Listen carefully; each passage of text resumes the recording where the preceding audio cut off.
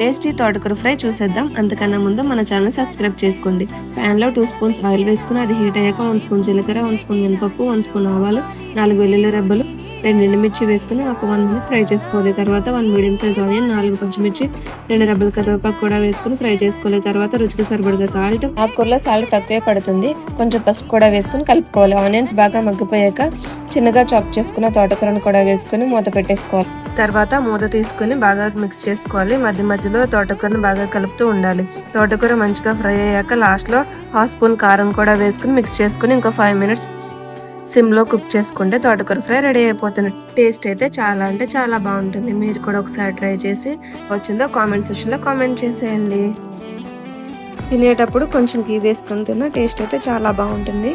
మరిన్ని food recipes కోసం మన ఛానల్ని సబ్స్క్రైబ్ చేసుకోండి. Thank you for watching. Bye bye. Take care. Please subscribe.